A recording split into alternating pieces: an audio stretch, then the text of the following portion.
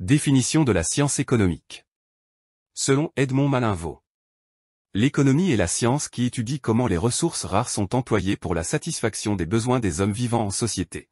Elle s'intéresse, d'une part, aux opérations essentielles que sont la production, la distribution et la consommation de biens et services, d'autre part, aux institutions et aux activités ayant pour objet de faciliter ces opérations. Selon Raymond Barre, l'économie est la science de l'administration des ressources rares dans une société. Elle étudie les formes que prend le comportement humain dans l'aménagement onéreux du monde extérieur, en raison de la tension qui existe entre les désirs illimités et les moyens limités des sujets économiques. Les notions relevées de ces deux définitions. On a 1. Le besoin. C'est le manque ressenti par l'homme accompagné par la nécessité ou le désir de le faire disparaître. 2. Les ressources rares. Dans notre monde, certains biens sont rares dans l'absolu, existent en quantité limitée. D'autres peuvent être rares au niveau relatif, peu disponibles par rapport aux besoins ressentis. 3. Le comportement. C'est la façon dont les individus ou les sociétés utilisent les ressources rares en vue de satisfaire au mieux leurs besoins. On commence l'introduction à l'économie de la santé avec une définition de la santé. La santé est définie comme état complet de bien-être physique, mental et social, n'est pas un bien ou un produit marchand. Et on parle du lien entre santé et économie. On peut dire que l'économie de la santé appelle un compromis, celui de la santé dont la finalité est de toujours mieux soigner, et celui de l'économie qui est de toujours mieux dépenser.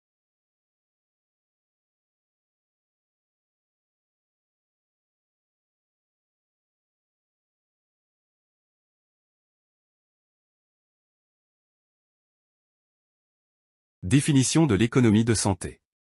L'économie de santé est la branche de l'économie qui traite de la production de biens et de services médicaux, de leur répartition, c'est-à-dire de l'accès aux soins et de la formation des prix.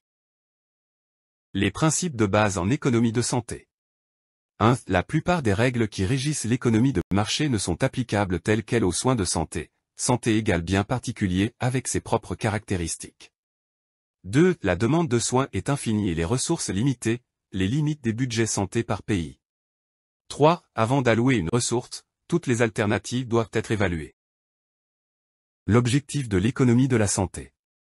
L'objectif de l'économie de la santé est la recherche de la meilleure utilisation des ressources. Évaluation en termes de coûts et d'efficience, la production de soins et de services médicaux alloués à une population et surtout la proposition des solutions aux problèmes économiques et financiers de la santé. Calcul d'un agrégat économique, IDH, PIB. Définition d'un agrégat. Un agrégat est une grandeur économique qui mesure les résultats de l'activité économique nationale. On agrège des éléments de nature disparate afin d'évaluer les quantités produites, consommées, investies.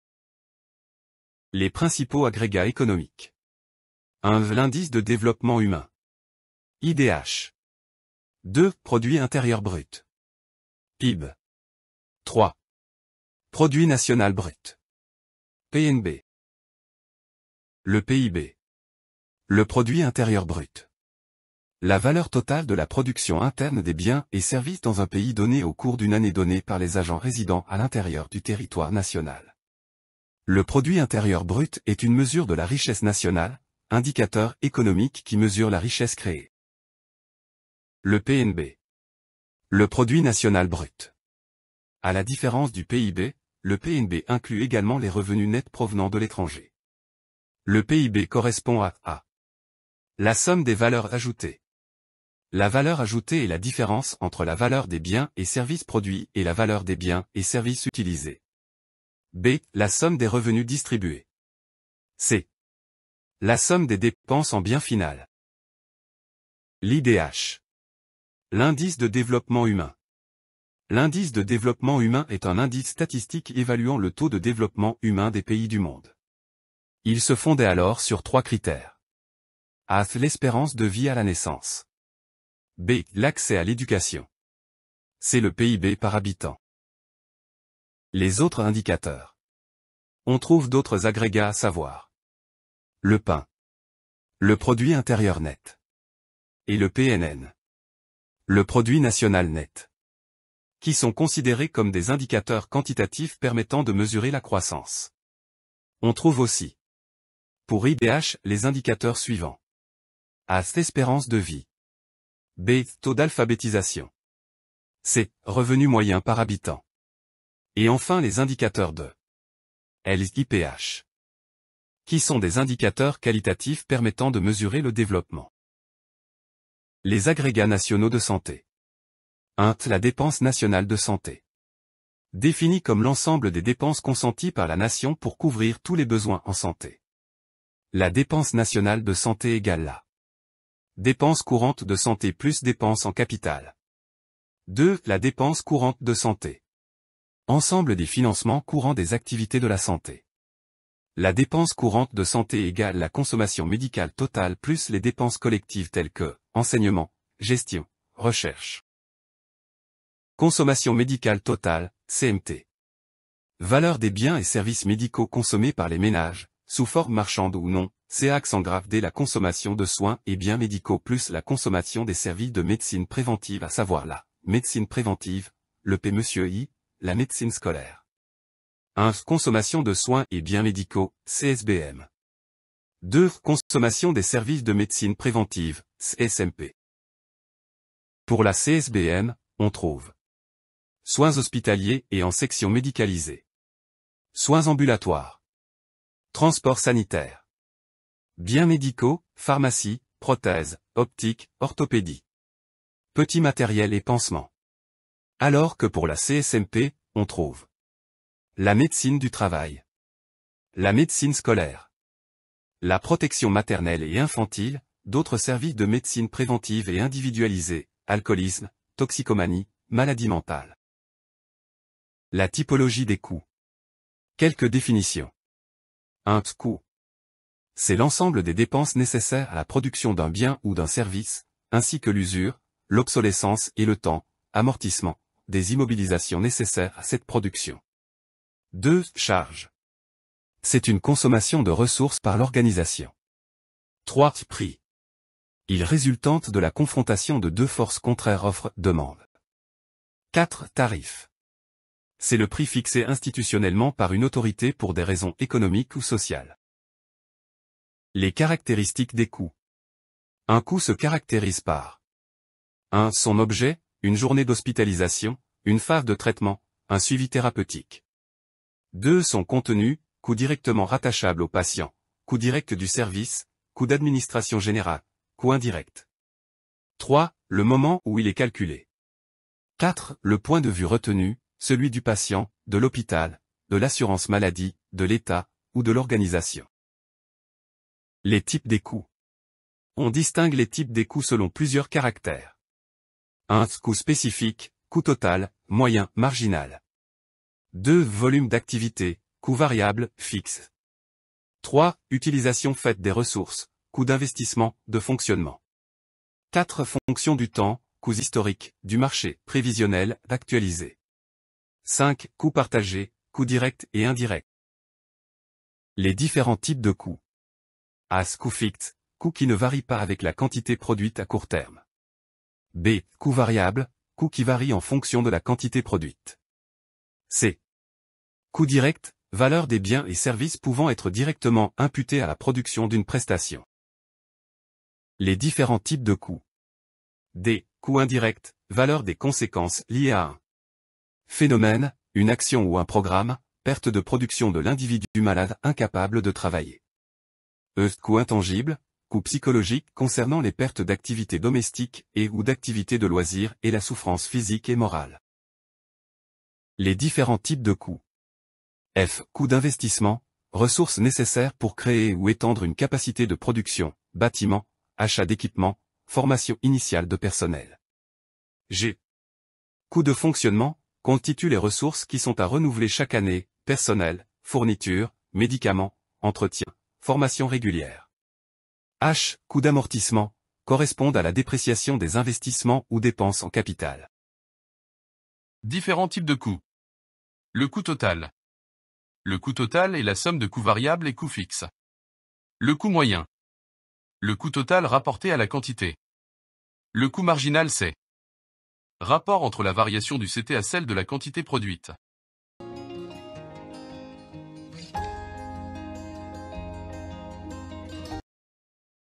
Pourquoi analyser les coûts?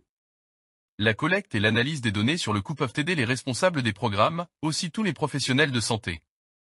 Comprendre l'utilisation faite des ressources et connaître la valeur de ces ressources pour produire un bien ou un service. Répondre aux questions de base sur l'efficacité, l'équité et la pérennité des activités de santé.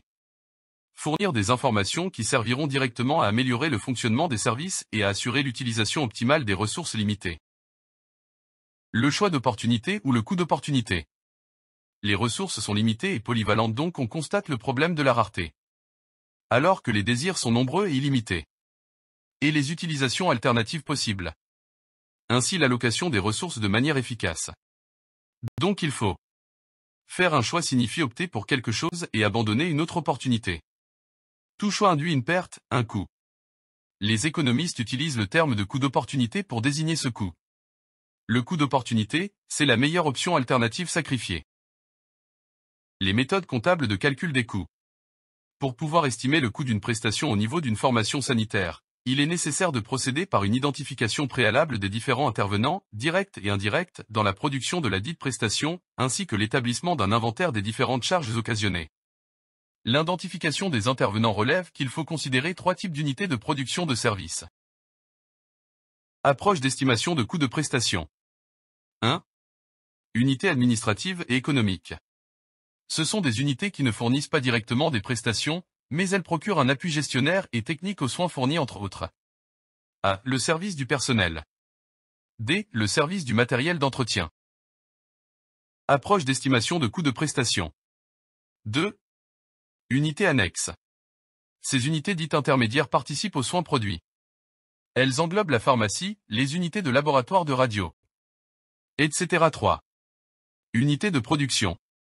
Elles interviennent directement dans la réalisation des prestations. L'approche d'estimation du coût qui découle de cette identification fait que les charges soient réparties entre A. Charges directes et charges indirectes. B. Charges fixes et charges variables.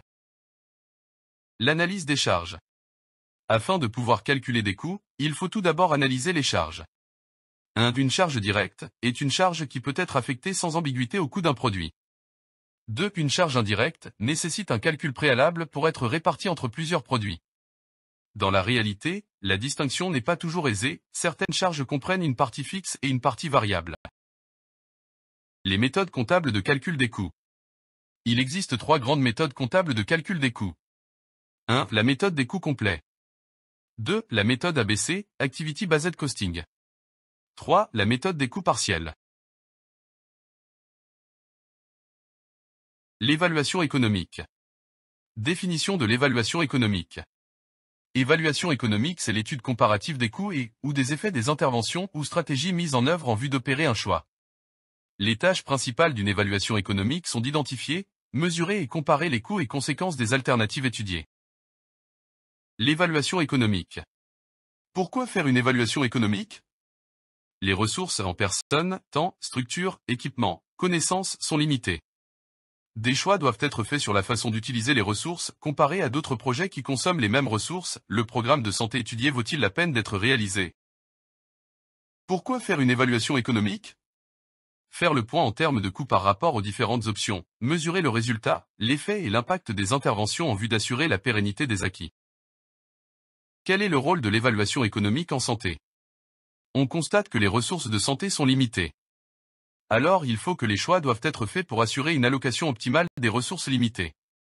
Ce que nous donne l'efficience. On peut dire que le rôle de l'évaluation économique en santé est pour aider à la prise de décision. La boucle de performance. Dans les formations de santé, on a 4 composantes. 1. Client-patient. 2. Objectif. 3. Résultat. 4. Ressources. La boucle de performance contient A. L'efficacité, c'est à point D. Obtenir un résultat conformément à un objectif donné. Donc, l'efficacité, c'est la relation entre le résultat et l'objectif. B. L'efficience, c'est à point D. Obtenir un résultat en minimisant le coût des ressources et des processus. L'efficience, c'est la relation entre le résultat et les ressources. C. La pertinence, c'est à point D. Adéquation attente des clients, objectifs et ressources. La pertinence, c'est la relation entre les objectifs comme attente des patients et les ressources. D. Les résultats doivent être de qualité. La performance chez un économiste de santé. 2 critères pour mesurer la performance, l'efficience et l'équité.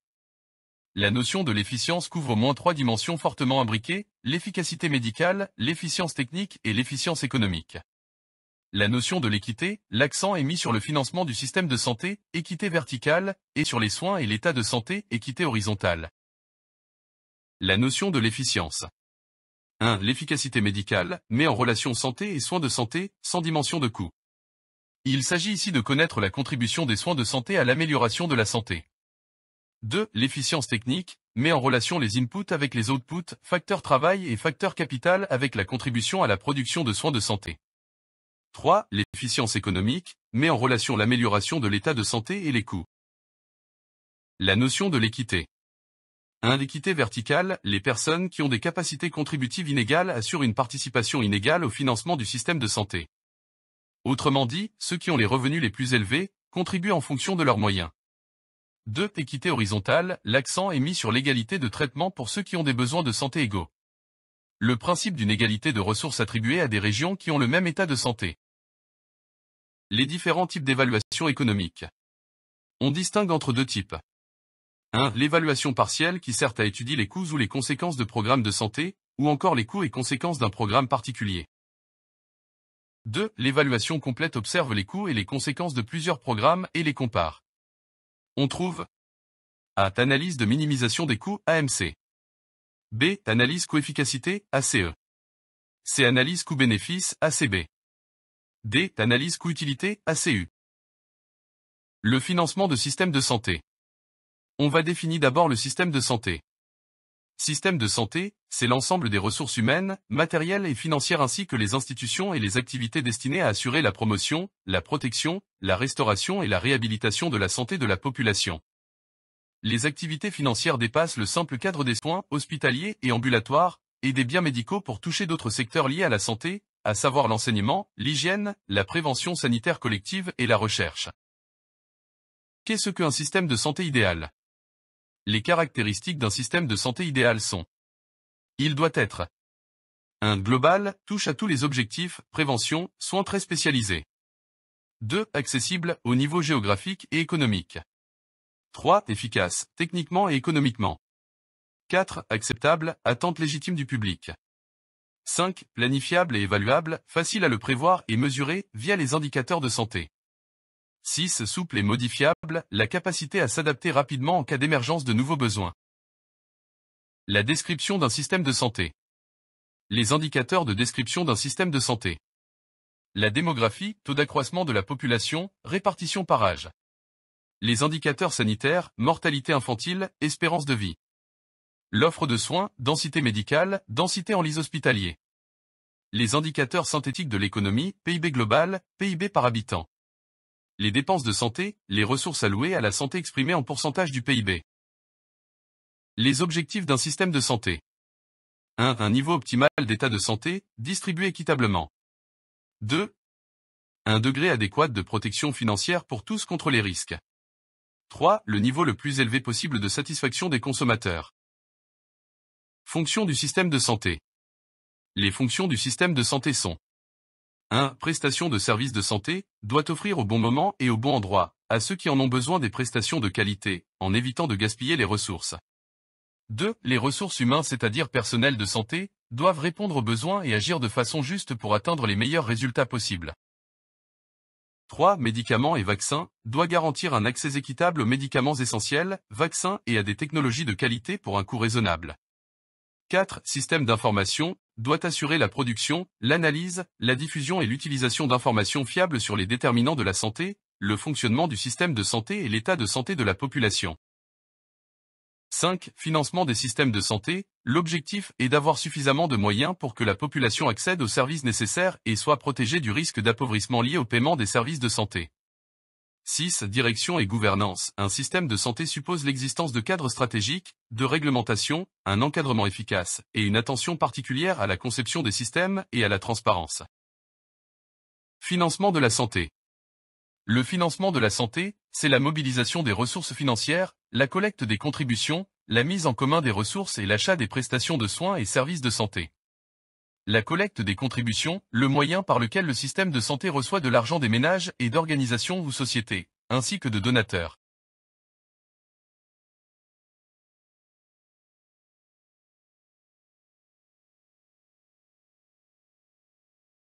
Les comptes nationaux de la santé. Les comptes nationaux de la santé considèrent comme un élément du financement des systèmes de santé qui permettent de suivre les dépenses en santé.